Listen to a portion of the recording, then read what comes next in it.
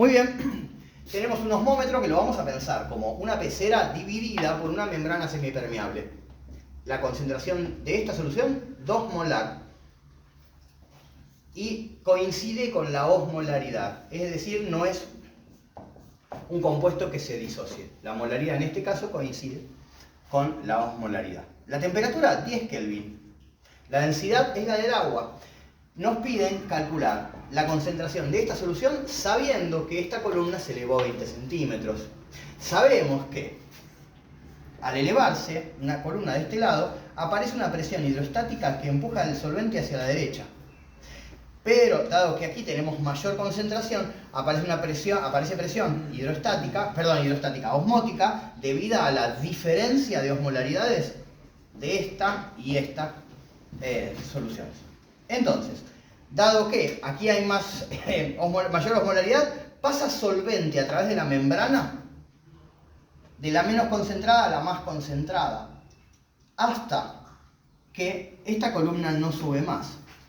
Bien, lo que indica, recordemos que esta diferencia de alturas genera una presión hidrostática, una diferencia de presiones, o una presión neta sobre la membrana hacia la derecha.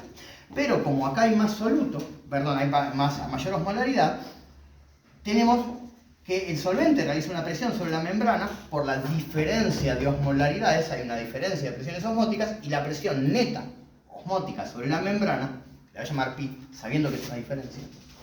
Muy bien, en el instante en el cual estas dos se igualan, no pasa más solvente a través de la membrana. Entonces diremos que en este dispositivo, con recipientes pequeños en los cuales se nota y afecta la variación de la altura de la columna de líquido, pasará solvente de la menos concentrada a la más concentrada hasta que la presión hidrostática iguale a la osmótica. Es decir, que no llegamos al equilibrio de concentraciones. Fíjense que si fuera por la diferencia de concentraciones, seguiría pasando solvente hacia la izquierda, hacia la más concentrada.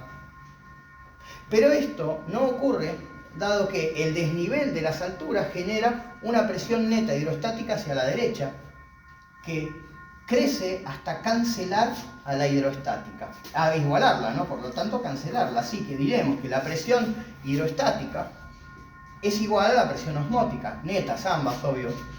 Así que la presión osmótica es la osmolaridad, por supuesto nos referimos a la diferencia de osmolaridades, y aquí a la altura a la diferencia de alturas. Bien, aclarado esto, ojo porque aquí tendremos ¿qué unidad?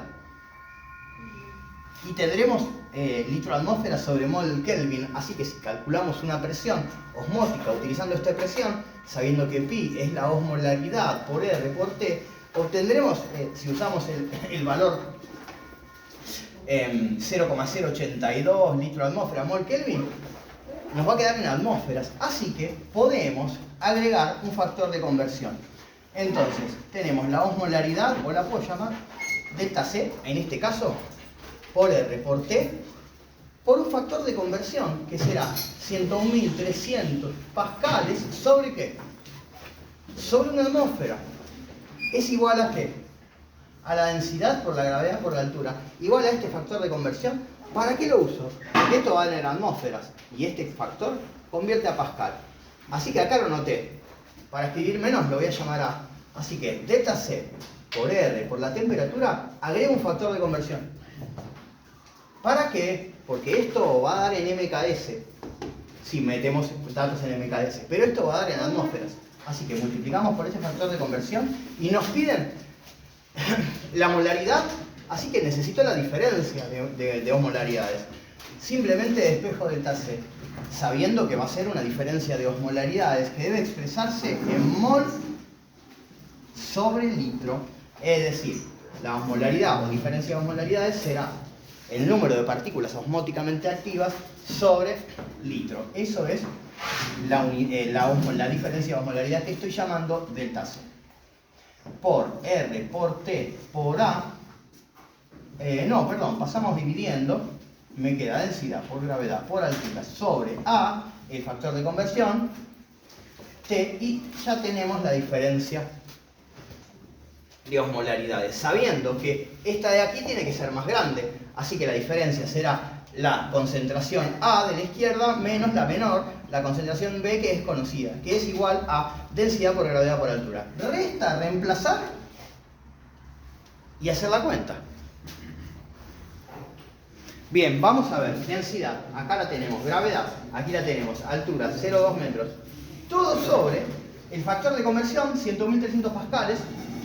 Bien, atmósfera, atmósfera, se va. Kelvin, se fue con este 10 Kelvin. Mol, por propiedad de fracción, lo puedo pasar arriba. Verifiquen, B sobre C es igual a C a B. Propiedad de fracción, tiene que estar fresco. Bien, siguiente.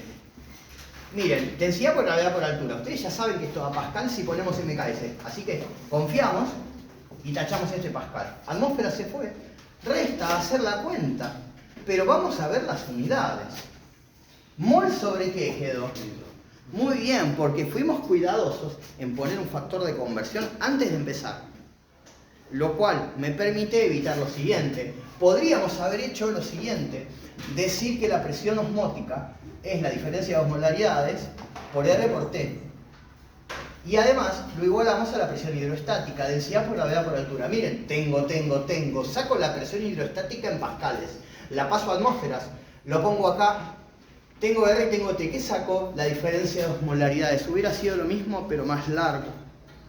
Entonces, fíjense que si prevemos que esto dará en atmósferas y esto en pascales, pongo un factor de conversión y me ahorro un paso. Ay, perdón, la desprolijidad aquí. Miren, mejor, tarea como el hogar, hacer esto prolijo, porque no creo que lo entiendan. Igualmente, si los digo, por kilogramo metro cúbico, metro segundo cuadrado, metro. Y acá mol subió por propiedad de fracciones. El Kelvin, taché con el Kelvin, Pascal con esto que tiene que dar Pascal porque es una presión en MKS. ¿Y qué quedó? Mol sobre litro, exactamente lo que queríamos.